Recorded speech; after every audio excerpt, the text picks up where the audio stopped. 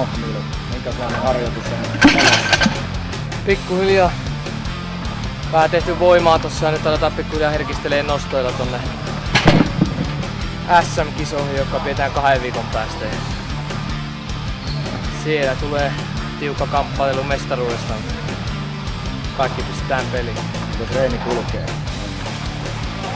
No pikkuhiljaa voimatasot alkaa olla entisellään ja alkaa tuntua siltä, että rautakin alkaa pikkuhiljaa liikkumaan. Oliko sulla jotain vaivoja tässä talvena? Kyynärpäässä oli vähän repeymää ja semmoista, mutta pikkuhiljaa siitä toivuttu ja tehty aika paljon kyykkyjä ja vetoja, että alkaa olemaan 280 maastoveto ja 250 kyykky, niin eikä se pikkuhiljaa lähde nostokin kuluu. SM-kisojen jälkeen on muitakin kisoja tulossa. Mitä siinä on ohjelma? Joo, no se edellyttää mestaruutta 85, mutta siinä olisi tarkoitus EM-kisoihin lähteä ja sinne tähätään se kunto, että mä en SM:iin vielä herkistele yhtään eikä ole tarkoitus olla siellä kunnossakaan. Siellä tulee tiukka kamppailu mestaruudesta Hartikaisen kanssa ja siinä on kovaa kisaa. Niin sä nostit painoluokkaa viime syksynä, niin kun sä aloit kinaamaan vähän ylöspäin. Joo, 85 EM-meitten jälkeen silloin yleiseen sarjaan EM viettiin ja täydellinen onnistuminen siellä ja pääsin vaihtaa sitten 85 ja nyt on sitten treenattu aika kovaa ja sitten oli takapakki ja sen kyynärpään kanssa, pikkuhiljaa siitä toivutaan ja olisi tarkoitus olla hirmu kunnossa sitten EM-kisoissa.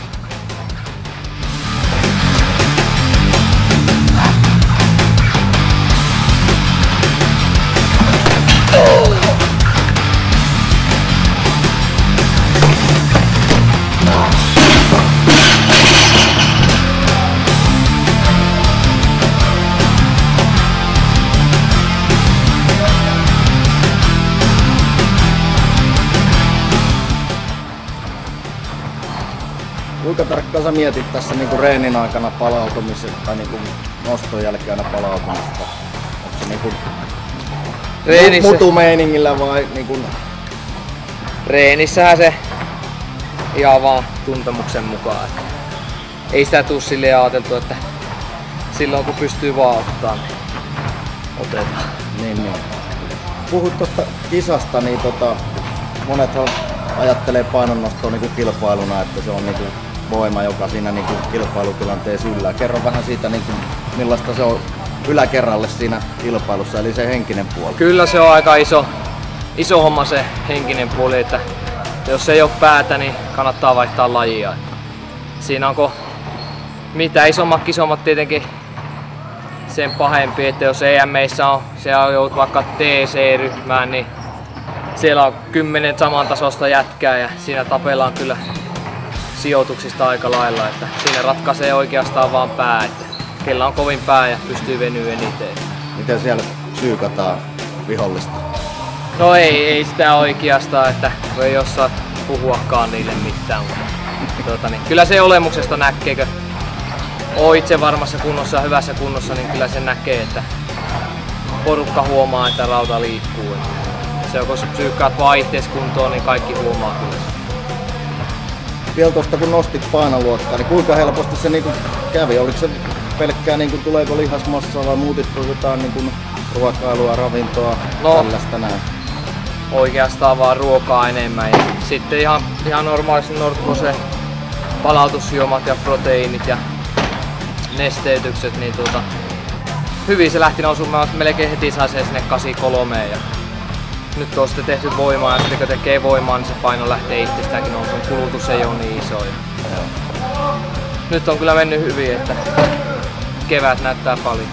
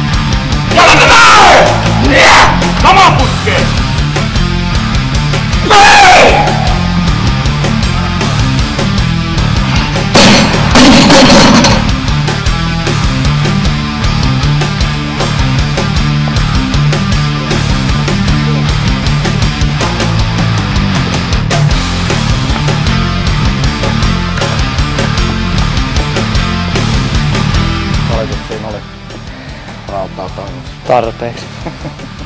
Paljastetaan SM-kisoja kaikki. Okei. Alkaa pikkuhiljaa kyykky kulkee. Alkaa olla aika reilustikin ne 2,5 sään jalat. Kahdella säällä voi vielä hupailla. Että se on vielä semmonen mukava rauta, voi ottaa ilman vyötä kevyitä kyykkyjä. Ei ne pitäisi loppua sään 80 vuotta.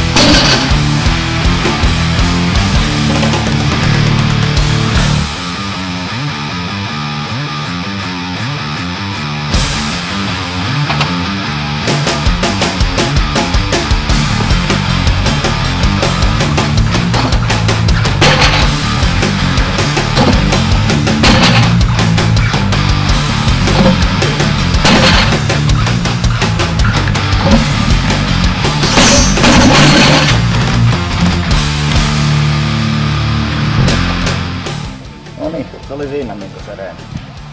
Se oli siinä. Ensi viikolla ohjelmassa minkälaista meininkiä? No ensi viikolla vetää aivan täysillä ja sitten yksi kevyempi viikko. Ja ei mitään sen kummempaa herkistelyä SM-meihin. Pitäisi olla aika kovassa kunnossa, vaikka ei ole kovia nostoja pystynyt ottaa kyynärpään takia, niin voimakkaassa kunnossa on mies. Noin semi SM-kisoja ja sieltä voittoja sitten kohti EM. Kiitoksia.